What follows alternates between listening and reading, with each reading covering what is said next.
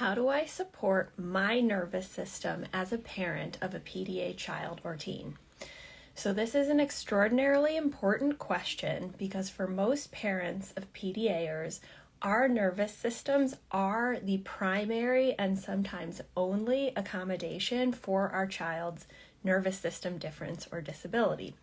So today I'm going to talk about my own experience with supporting my nervous system and some of the patterns that I've noticed within the groups of parents that I've coached or work with in our programs.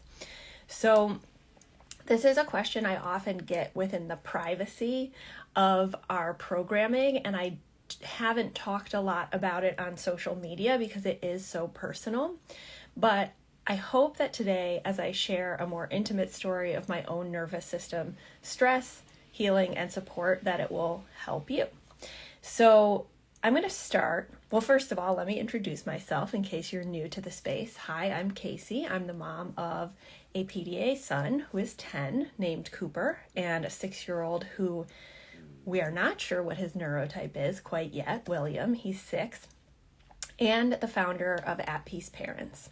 So in my previous life, I was a researcher and an academic. I have a doctorate in social science, methodology, and political science. And I was living and working in Washington, D.C. in a very large research nonprofit that also worked in policy. But my PDA son went into burnout, and at the time I had no idea what that was or even what neurodiversity and sensory processing and co-regulation meant. But we were at a point where our family couldn't function because of the level of distress and crisis that my son was experiencing. So I left my career, and my husband and I couldn't afford to live in the Washington, D.C. area without 2 full-time salaries. And so we decided to move back to the state where I'm from and where both of us went to college, which is Michigan. So I was not in a good place when we moved, and I was extraordinarily burned out myself. And so when we first moved back, I put my son in part-time preschool and was working through the sensory processing lens. So I didn't even understand like low demands and autonomy and all of that.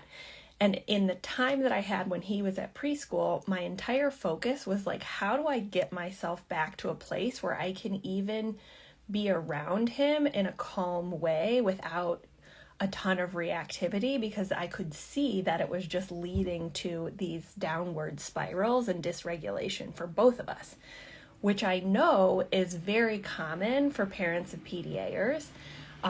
For 3 reasons. One, because you're basically constantly bombarded by the sensory input of another human who is exhibiting pain and distress, not just emotional sadness or upset, but rather the sounds, physical sensations, and visual input of a child who's in fight or flight, freeze, panic, shutdown. Okay, so biologically, we're going to be wired to have our own panic response in response to our children having a survival response. Okay, second, and I want to normalize that, like, of course, it's difficult for your nervous system to provide caregiving and de-escalation and accommodation to your PDA child because it is constantly receiving all of those signals of distress from their nervous system. The second reason is that whether or not you're fully aware of it now, it is likely that either you, your partner, your sibling, or one of your parents is neurodivergent or PDA autistic themselves, okay? So it's very common within our programming and coaching containers to work with families who, through the process of learning to accommodate and understand their child, realize, oh, a lot of these mechanisms of how the brain and nervous system work actually apply to me and how I experience things internally. So it's very common. Otherwise, if a parent is not neurodivergent or PDA themselves, they often reflect and understand their parent as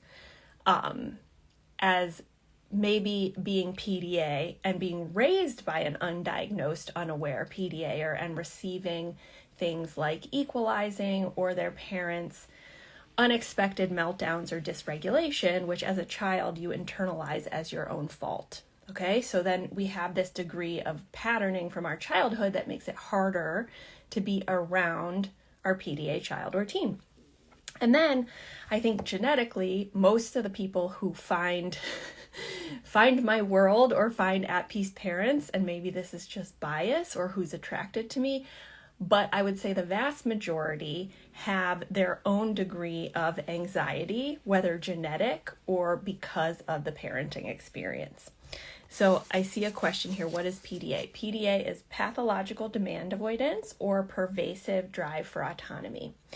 Okay, so for those of you listening as a podcast, or for those of you who are here, I'd love for you to reflect on, do those 3 patterns that Casey mentioned potentially relate to my own experience as a parent of a PDAer? Am I an anxious person genetically, or have I become anxious because of constant signals of nervous system activation from my child? Am I potentially neurodivergent and therefore I have my own nervous system sensitivities and I'm more of a porous human where I'm not able to filter out all the sensory and perceptual input and I can get overwhelmed easily by that? Or third, am I potentially neurotypical, but maybe I was raised or my partner was raised by an undiagnosed PDAer? Okay, so that's just a point of reflection because it will have to do with the topic of conversation today, which is healing and supporting your nervous system and getting to the patterns underneath what is causing your reactivity. And this was true for me as well.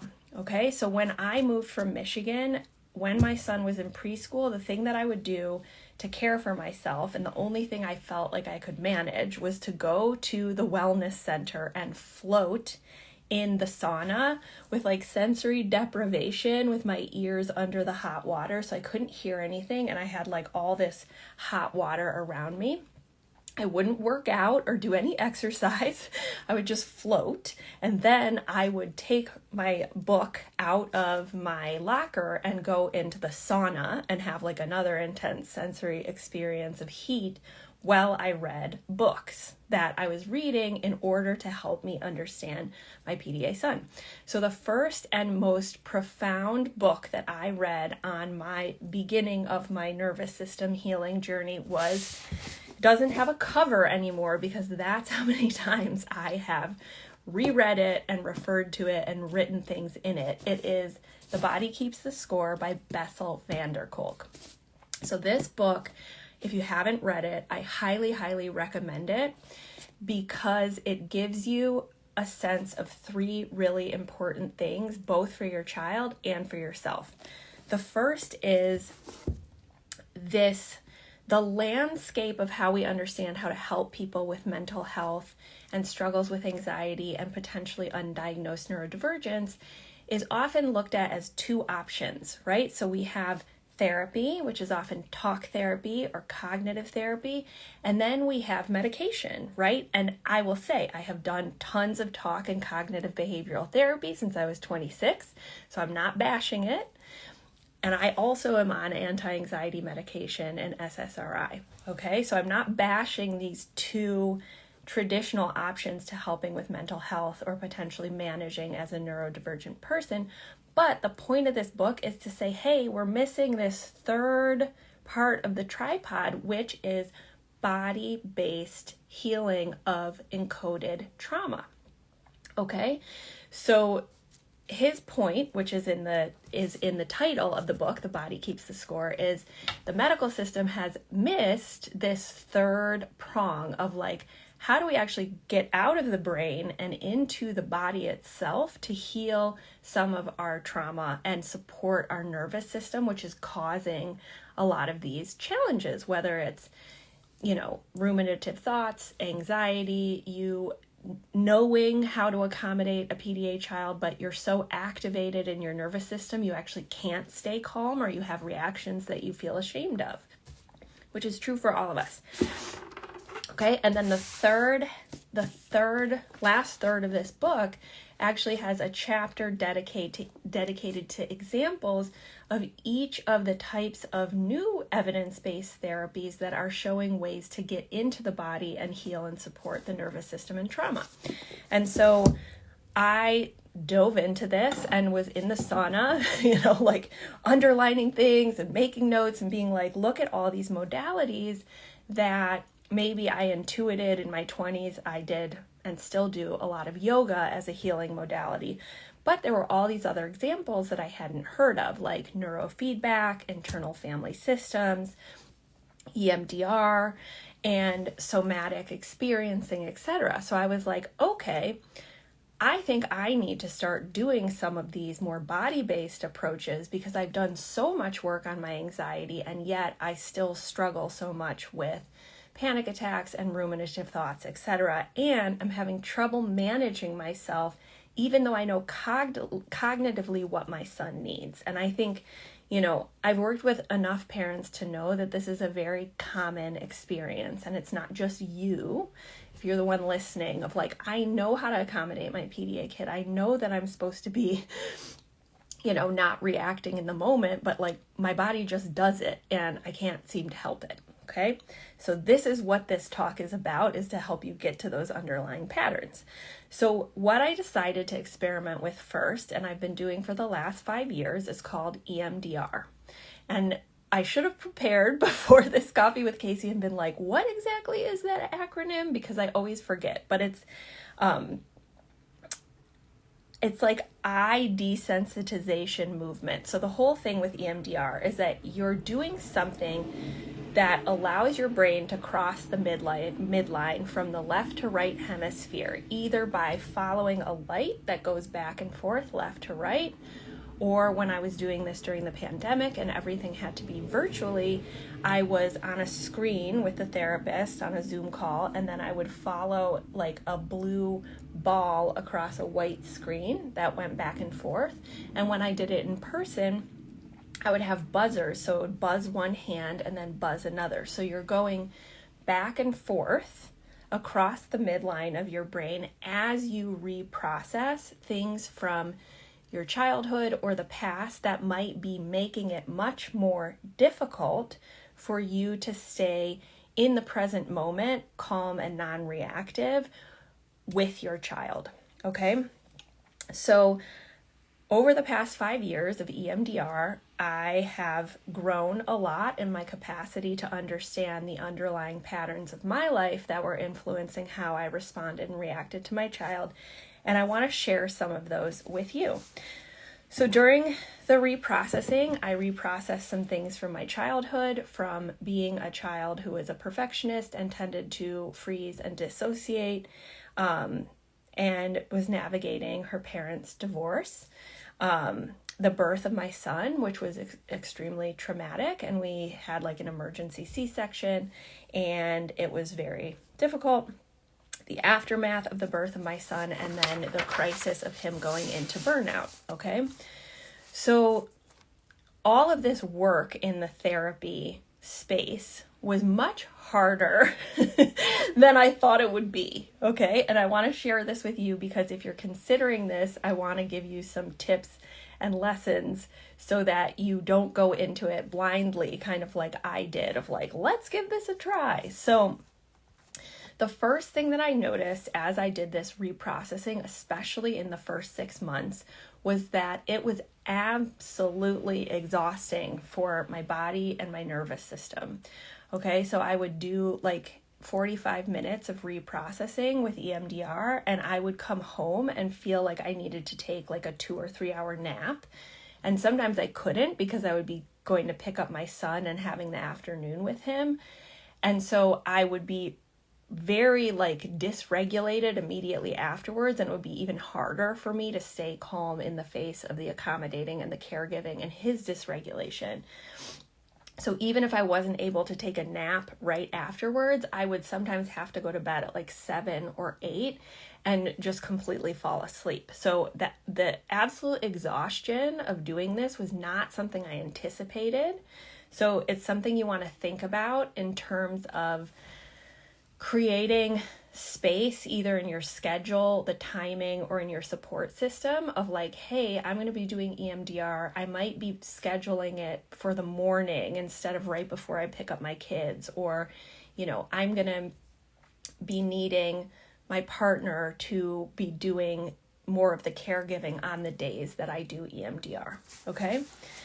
The second thing which I mentioned was that I, in the immediate aftermath, felt more dysregulated, right? Which is very common when we're doing trauma processing or body work. And there's a polyvagal theory reason for this, especially for someone like me and for many of you, especially if you're an internalized PDA or if you're more of a fawn response to stressful situations or a freeze response, is that as you're you might have been going into what's called dorsal, which is kind of like a shutdown response or a freeze response where you have this mobilization of your nervous system to fight flight, but then it clamps down into dorsal where it's like you shut down and you can't actually do anything in response, like a deer in the headlights. So as you're reprocessing some of those moments or times in your life, your nervous system is hierarchical, so it's going to move back up through fight, flight, or mobilization, which can make you feel dysregulated. Anger may come up, resentment, feelings that you might not have expected, especially if you're someone who doesn't normally get mad, or someone who avoids conflict, or someone who doesn't like to have confrontation. You probably have a nervous system pathway that's not fight or flight. Okay? So at the same time, EMDR did help me start to have some distance and be able to separate my son's dysregulation, meltdowns, nervous system activation from patterns and responses and experiences that I had in the past, which it was very important to create that distance so that I could respond in the moment and not with all of this like baggage from every other traumatic thing that my body had experienced. The other thing that happened to me, and I know this is going to resonate with some of you, especially those of you who may not be fully understanding of your own neurotype at this moment. So the other thing that happened to me was my sensory sensitivities exploded. Okay, so I was always someone who, up until I was 26 and started having panic attacks, did not consider myself anxious. And then all of a sudden, I was living in New York City, going to Columbia University, and having big panic attacks where I would completely dissociate. I would feel like I was having a heart attack, tingling up my spine, chest pains, all the things, okay? Which is when I started on medication, going to therapy, doing yoga, all the things. But I, at that point, did not feel that I had sensory sensitivities. I could be in a coffee shop and just tune everything out and study. I could be around noise and it didn't bother me. I was not a picky eater or anything of the sort. But as soon as I started really doing this deep work of trauma processing, my coffee here, I started to have very big sensory responses. So, for example, I would be laying in bed at night and I wouldn't be able to look my husband in the eyes. It was too intense for me. And I would be like, I just need to like shut my eyes while we're talking. What's interesting is that I no longer feel that way. And it's very rare that I have those moments when it's so intense I can't look into his eyes. But in the months after starting EMDR, I couldn't look into his eyes, okay?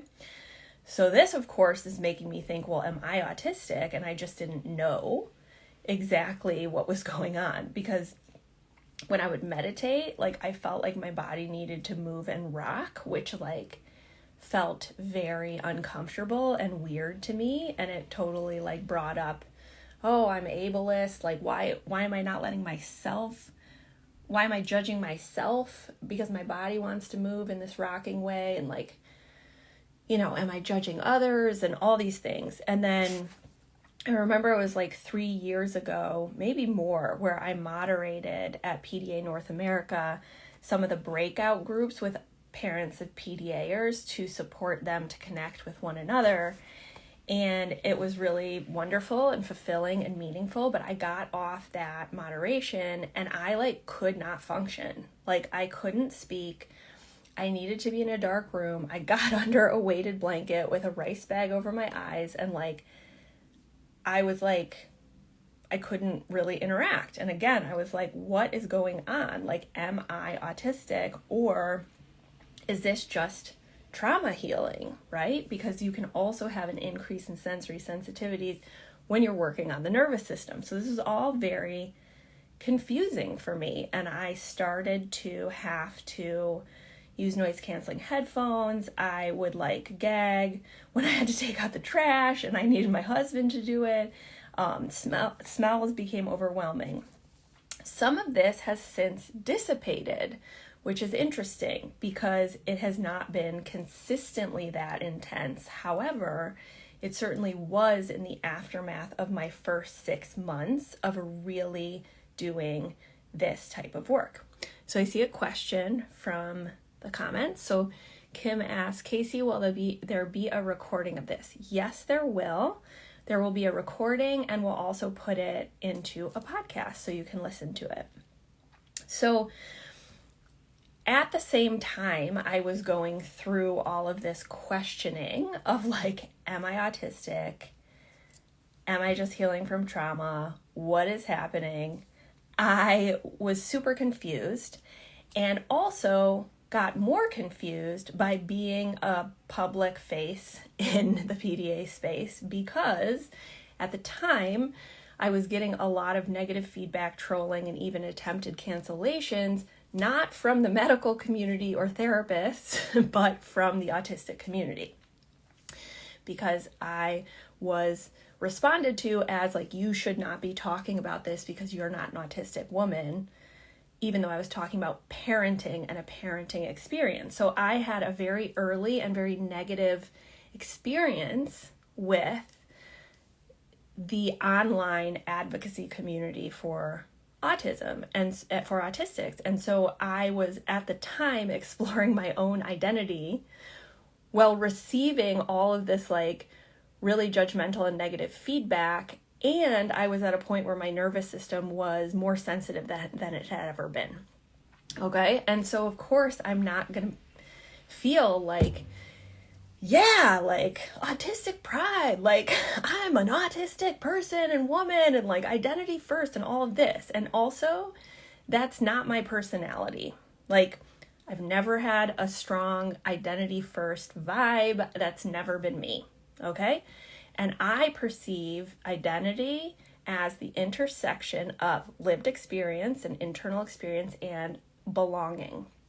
And so it's where you feel you belong in intersection with your internal lived experience. So when I work with families and parents, especially when they're going through their own work on their nervous system and their own self-awareness, there's two kind of pathways that we see with parents who realize that they're neurodivergent. One is what I experienced with my son when I learned about PDA, which is the veil comes off, everything in your life makes sense. Versus what I personally have experienced, which is I'm not sure. I have a lot of doubt. I don't know if this is neurodivergence and trauma or just trauma or neurodivergence. And I frankly, I still don't fully know. So I want to name and validate that those two paths exist, right? And we hear more about the the veil comes off, it's 100% clear, thank God, my whole life makes sense. And then my journey, which has been one of self-acceptance, also around doubt of not knowing and accepting my differences, even if they don't fit clearly into a particular way of viewing a neurotype. So this came out of EMDR specifically, but EMDR is just one of many modalities that I have done and have supported me, which I'm happy to talk about more, including havening, internal family systems, the safe and sound protocol, shamanic work, somatic experiencing and some others. So here are the things that I want to just leave you with as a reminder. If EMDR feels like if EMDR feels like a next right step for you to support your nervous system as you parent a PDA child, or otherwise dysregulated, hypersensitive nervous system, neurodivergent human. So, as I said before, if you start EMDR, you're going to be exhausted. It's really important that you find a therapist who knows how to shepherd you through this. The good news is that because EMDR is evidence-based, you can find therapists who are covered by insurance to support you through it, which was really important earlier on in my journey. But I should have found someone who was more aware of the potential for flooding and oversensitization. So if you have any form of anxiety or neurodivergence, you might want to start with like 30 minutes or 15 minutes instead of a full 45-minute or 60-minute session, which is what I do now. Like everything else, both what I teach in terms of supporting a PDA child and what helps parents through this journey, it's not a magic bullet, but a peeling back of layers. And if you are a PDA parent, PDA identifying parent or otherwise neurodivergent, you are going to want to go slow and with lots of care and compassion, and do it in an experimental way to find how you can adapt it to your needs, meaning, as I said before, maybe not pushing through a 60-minute session and rather doing smaller sessions and seeing how your body responds to it. So I hope that was helpful for those of you who are here on the topic of healing and supporting a nervous system of a parent who is the primary accommodation for their child's disability. And I will be sharing more about the other modalities that I've done in order to support you. All right, my friends, have a good Thursday morning.